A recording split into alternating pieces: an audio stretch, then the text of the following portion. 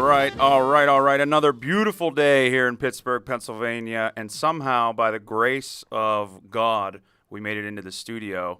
And we're trying out a new camera angle here. There we go. And I messed it up. Hold on. Anyway, I got a story for you guys. You'll just have to not see me for this morning. So I was working on getting my car uncovered with snow, because I bought this big, beautiful house with 2-car garage, but there's just stuff in every single one, so I have to park in the driveway. And I go out, I wake up early. I'm fully expecting breakfast with Bill to go off without a hitch. I uncover the driveway, or uncover the car and, shovel the driveway. And I'm getting into the car, and my boots are covered in snow. So I didn't want to get a bunch of snow in my car. So I do the old, kick your boot off on the side of the car. And because of that, I had to take, a real big stretch to get in. And I was wearing jeans earlier, totally ripped them wide open. It was like the last thing I was doing to get in the car before I left. So then as I go back inside, I run inside, go put new pants on. Then I'm walking out the door, and Bill texts me. He's like, "Hey, if you don't want to do breakfast with Bill today, we don't have to." And I said, "There is no chance I am not doing breakfast with Bill today. I just ripped my pants." So we're here. Winners show up. Winners show up. That's great. Well, Evan didn't tell me he had a blowout this morning, but I'm glad you're changed the blowout and didn't wear it in, and glad it didn't happen when you got to the office versus leaving home. So Evan, thanks for pushing us, and thanks for being here today. Everybody, good morning from snowy Pittsburgh, where we're dealing with about 4 inches, I guess, of snow that I was not expecting, at least. So here we are, and we're going to pick up on our theme of last week, which was good to great. And last week we talked about the difference between good and great and how we pursue that. And as we get started, speaking of great, I'd like to wish a happy birthday to my great friend, Steve Massaro, special guy who's doing special things at Massaro Construction. And so to Steve, happy birthday. God bless you, and may you guys have continued success. And thanks for all the good things you've done with us and the trust you place in us. So as we talk this week and building on that good to great, we're going to talk a little bit about what winners do differently. And in light of the Super Bowl and Matt's hero winning his 7th Super Bowl, I'm sure we'll have some Tom Brady references, huh? It pains me being a Steelers fan living in Pittsburgh, talking about Tom Brady. You love him. But Tom Brady as a person, as a competitor, as an athlete that prepares unlike any other, I think there's a lot of good stories and principles in there that we could all probably follow. So for the past, 6 years, 10 years, I guess 10 years, every Super Bowl, and it seems like Brady's been in virtually every one of them. 10 of them. He's been in 10 total. Last 10, though, he's probably been in, 6, 7 of the last 10? And it seems like every time he's in a Super Bowl, I'm texting Matt saying, I hate this guy. I'm rooting against him. And Matt just replies, got to respect him. Got to love him, right? And then this year, I came on board. And it might be because he's not with the Patriots anymore and beating the Steelers and blocking our way to the Super Bowl. But I really saw a lot in him this year that impressed me, and we'll talk about some of that. But, this concept of being a winner, what is it that drives some people to just do more, to not settle for good enough? And, that phrase, good enough, it's not only, I don't know if it hurts your ears a little bit like it does mine, but good enough is totally contrary to how we were built, right? As our friend Ricky Matthews likes to say, good enough is the total opposite for which we were built. It's wrong on both accounts. Amen. We were built by a creator for 2 things, greatness and abundance. So settling for good and settling for enough is totally contrary to how we were built. We were built for greatness and we were built for abundance. So what drives some to chase that?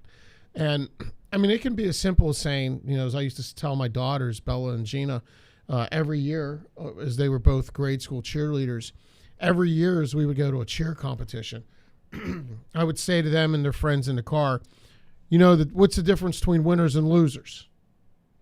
Winners win. It's that simple, right?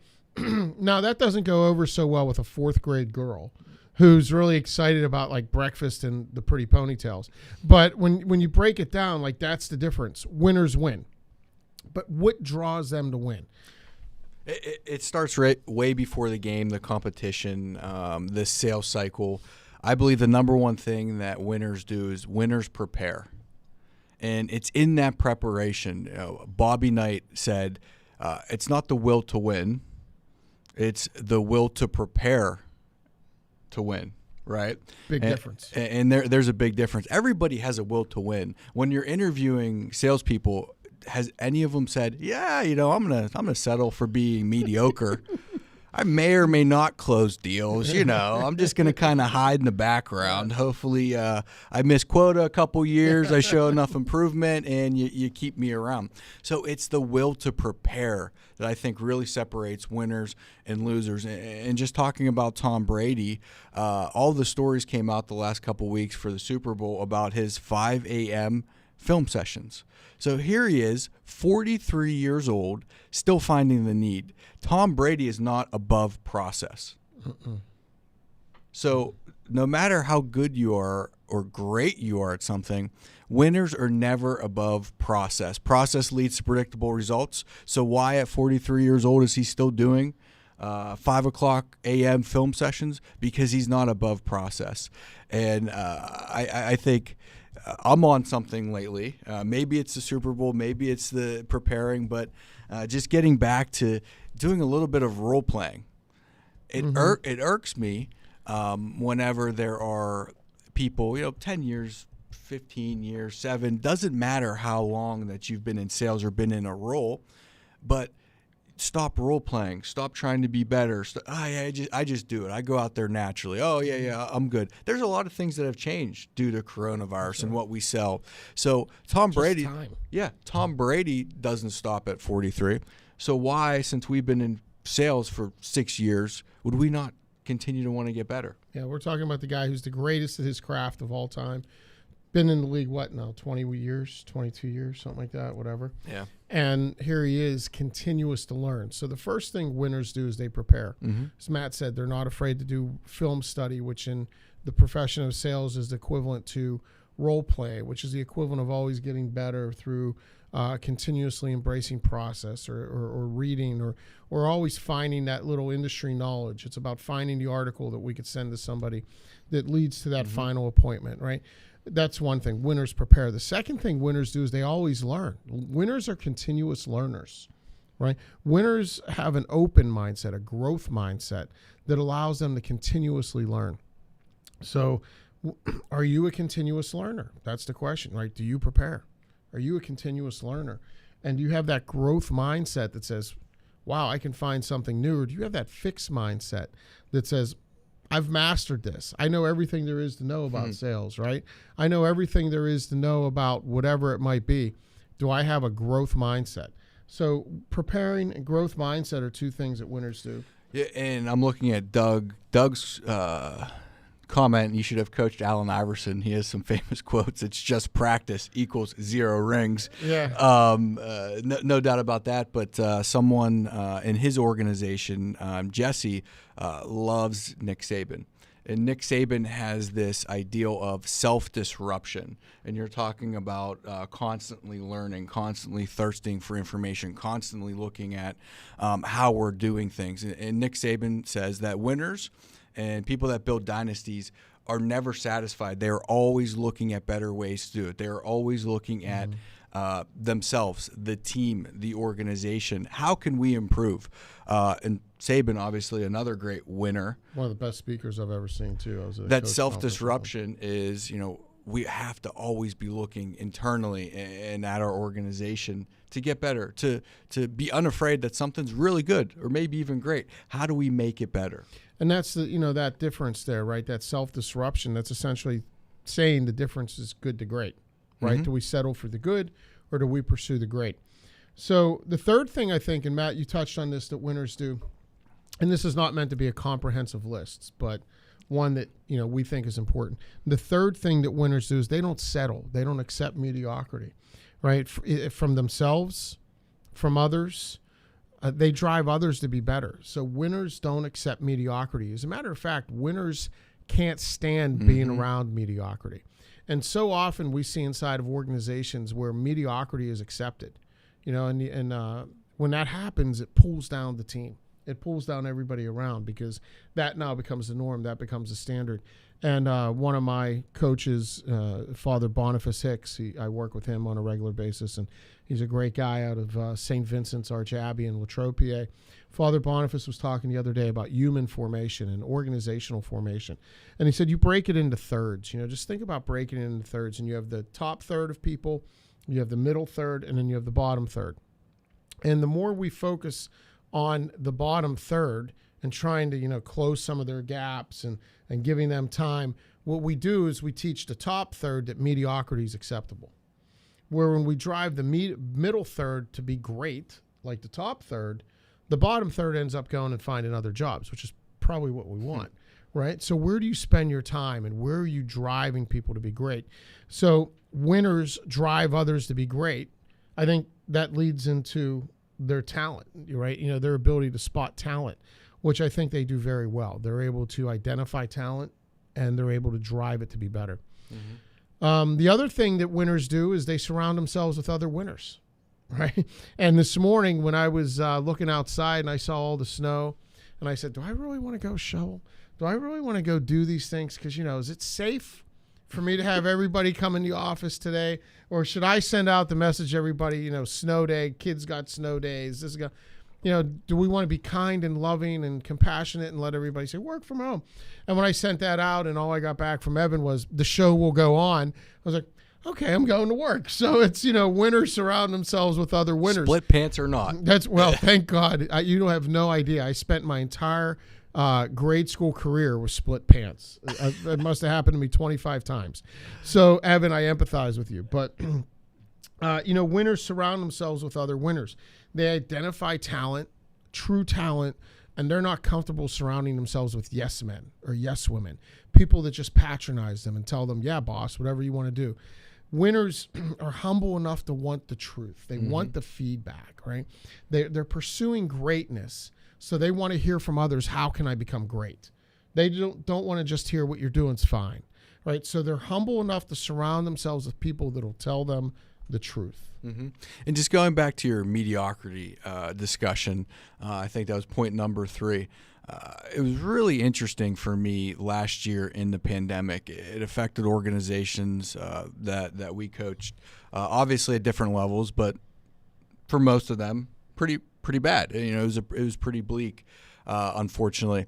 And I knew probably about 2 months into it who would not only survive, but who would come out stronger. And why was that? It was simply with excuse making, settling for mediocrity, pointing fingers, the environment, competition, goes back to responsibility. I think winners have a high level of responsibility on the objective management assessment that we utilize. I love talking about responsibility because responsibility in my mind equals excuses. And so in the pandemic, people that were immediately going to, whoa, it's going to be a tough year. Don't think I'm going to hit the quota. Let's start prepping for 21. And then others were saying, what can I do better? How can I respond to this? How can the organization maybe shift their thinking a bit, sell in a different way, offer their product in a different way versus, oh man, this is really tough. Yeah, no doubt it was tough. It's tough for everybody, and it's still going on. And so I think that settling for mediocrity, it's a ripple through the organization, and it starts up at top. But it's all about just excuse making and not taking responsibility for outcomes. So, yeah, and that reminds me of how last year when the pandemic hit, and we started hitting some financial crisis, and here inside of our organization, and I said we need to adjust our goals. Matt said I won't sign up for that. Just had the strength of character to say no, we're going to find a way through. And that embodies the team then, right? When you have that individual that is willing to be a winner and stand up and have that strength of character to say we're going to fight through, it affects everyone else. And I think that's another trait of winners is they're men and women of character, right? They embrace the fact that it's never right to do the wrong thing. You're never right to do the wrong thing. They build others up, they don't tear them down. One easy litmus test between winners and those who don't is to look at do they gossip, right? Because gossip is so evil. And I don't think I realized for a long period of my life how evil gossip can be. But I heard a homily one day by Father Tom Cradle, a good man, and he was talking, and he said gossip is like if you take a feather down pillow to the top of the U.S. Steel Building, which is a 64-story building here in Pittsburgh. It's the tallest building between New York and Chicago. And he said if you go to the top of the U.S. Steel Building with a feather down pillow and you cut it open and you wave it, right, and all those feathers go out. If you can just imagine the imagery of feathers then being blown all over the city, and how far will they go? And then when you're done and you say, oh, maybe I shouldn't have said that about that person. Maybe I shouldn't have character assailed them. I'll just apologize. He said that's like going around and trying to pick up all the feathers.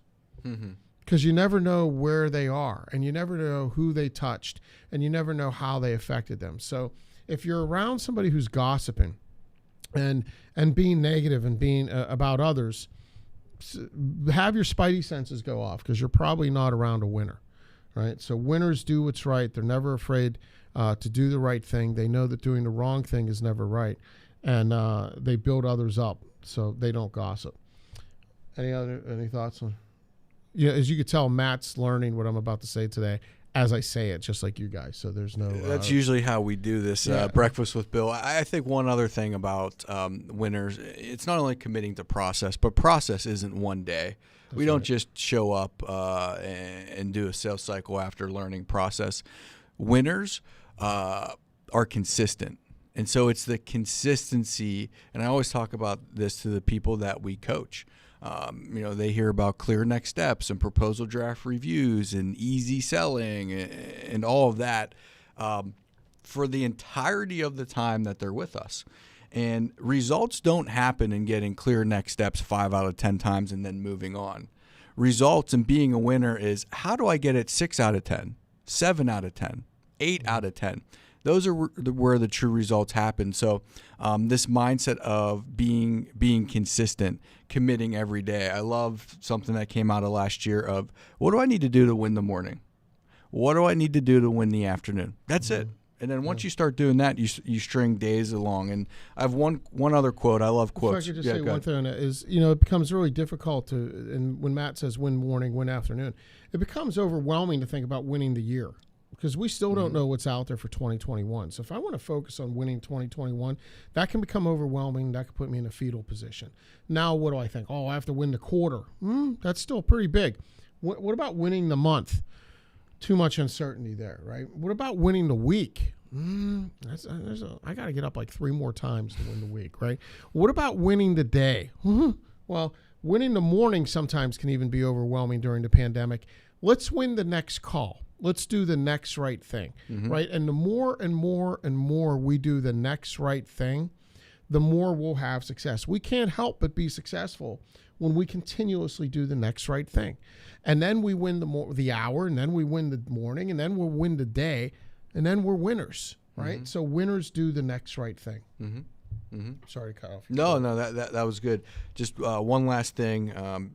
When I talk about role play, I talk about preparation. And growing up, I always looked at other winners, leaders, champions, and I'm like, wow, they really committed their life, and that's a lot of hard work. Can I do that? But I came across a quote of Muhammad Ali. I hated every minute of training, but I said, don't quit. Suffer now and live the rest of your life as a champion. And so I thought that was an intriguing aspect, that you don't have to like training. You don't have to like the preparation. You just have to connect it to the results. And so for some of us that are like, oh man, I hate role playing. I hate really digging into the process. I hate putting notes into the CRM to the detail that our process or the system needs. You don't have to like it. Do it for the results. Yeah, you don't have to like it. Just do it. What was Muhammad Ali's quote again? I hated every minute of training, but I said, don't quit. Suffer now and live the rest of your life as a champion. That's the other thing that winners do. They're able to embrace delayed gratification. They have a future orientation. So winners have a future orientation versus a present orientation, right? And that future orientation allows us to delay the gratification of today. My son, he has dreams of things he wants to do in his life. And I don't know if I always speak the truth with love. I know I always speak the truth. So, I'm working on adding more love to that. And as I always tell him when he wants to go to the mall or he wants to do this or he wants to do that isn't focused on his dream. Because I can tell you, okay, yeah, go to the mall, you're a kid, that's fine, whatever. But how many times you have to do that? Like, what good is happening there versus what you can be doing to become great and pursue your dream? Like reading an encyclopedia or something? No, well, I mean, like in his case, working on his golf swing or working on, yeah, but hey, reading a book, that's a great thing. I would lose my mind with joy and ecstasy if I walked in the house one day and I saw somebody reading a book instead of looking at a phone. Just a tip, if anybody wants to get me something for Christmas, get my kid to read a book. So, there's just that delayed gratification about now versus then. Can I do something uncomfortable today so that I can have greatness and success down the road? That's something winners are able to embrace. I think the final thing for our non-comprehensive list that winners do is winners overcome adversity, right? And what was 2020? Was a year of adversity. And we have some organizations that had great years. They didn't have their best years ever, but they had great years. They grew. They're better today because of the adversity they faced. I know none of us grow when things are soft, when things are easy, when things are coming easy to us. And, you look over the past 5 years, I mean, it was pretty easy to sell, right? Economy's roaring. Things are going good. Money's out there. I mean, everybody was able to sell. Nobody had a focus on being great. But, when Matt was talking about winners embracing process all the time, not some of the time, and we're on football and sports and quotes today, it reminds me of one of my favorite quotes by Vince Lombardi, and that is, we will pursue perfection, and in the process, we will catch excellence. Right? So we're not going to be perfect. Just because we apply process, just because we use clear next steps, just because we do all these things doesn't mean we're going to win 100% of the opportunities we pursue. That's unrealistic. We're not. But as we pursue perfection and we catch excellence, what's excellence look like? Probably better than what your closing rate is today, right? Better than the life you have today.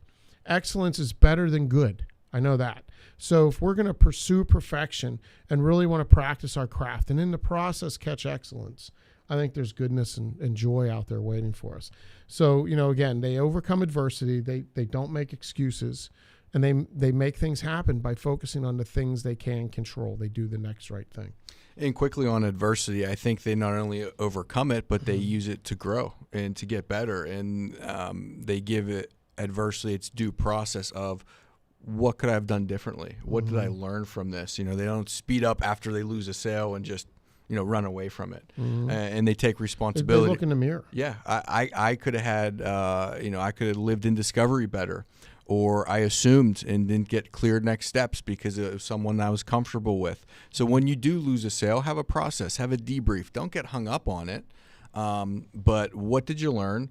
How can you be better? And how are you going to avoid that in the future? Yeah, and fighter pilots and military pilots, they will openly talk about the most important part of the mission is the debrief, right? Preparation's critical. Execution's pretty important because we want to come home. But the most important part of that mission is the debrief, because that's where we do our deep learning. That's where we get our that's where we're essentially preparing to do it again the next time. And that's where we understand what's really driving us to be great, which in their case means living, or to being good enough, which probably is going to have a bad outcome in the result. So as we move towards close here, we talked about the Super Bowl a little bit. Tampa Bay Buccaneers won. I believe Brady was the MVP again. Is that true? Well, in my mind, the real winner of the Super Bowl and the real MVP of the Super Bowl was Pyrotechnico. And they had they did the special effects for the halftime show, pregame show, and they did the fireworks show. And Pyrotechnico is a company based in Newcastle, PA, who we've been blessed enough to have as a client for the past 3-4 years and get to call them friends.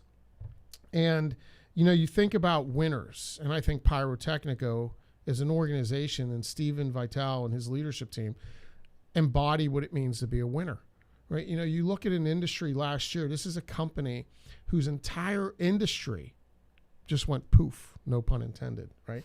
Just went up in smoke. Ooh and ah. Yeah, I know. There were no oohs and ahs last year, which is the greatest company mission statement ever, is to bring oohs and ahs to people. But there was no fireworks last year, right? There were no fireworks shows for the 4th of July because we couldn't have gatherings. There was no live entertainment because nobody could be together in concert halls. And they're a fireworks company and special effects company. Their whole industry just went poof. And what did they do? They fought. They didn't make excuses.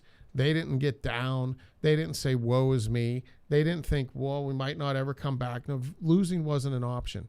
You know, the conversations I had with Steven throughout the year, they were all focused on winning. And 2021 is going to be great. And this is what we're going to do. And what did they do? They went out and won the Super Bowl, right? The biggest live entertainment event in the world.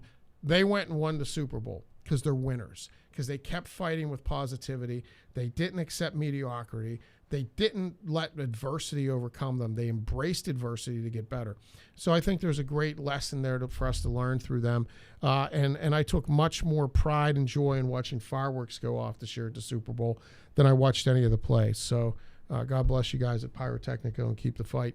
To everyone else, thank you so much for your time. It's always good being with you. And today was especially good for us because, you know, it was the first time we faced some adversity and getting in to do this show and be with you. And thanks to Evan and thanks to Matt. And, you know, we overcame that because we recognize that this is actually important for some people. And it's very important for us as well. So thank you so much for your time. Thank you for the encouragement you give us back from this and the feedback. We really appreciate that. And if there's topics we can cover for you or things you want to hear about, please send those to us on LinkedIn or YouTube, I guess. I don't know, Evan, how that all works. But Evan will manage that if you get a message up in the air somewhere, and we'll get it on the show. So take care, everyone. Be safe. God bless. We'll see you next Tuesday.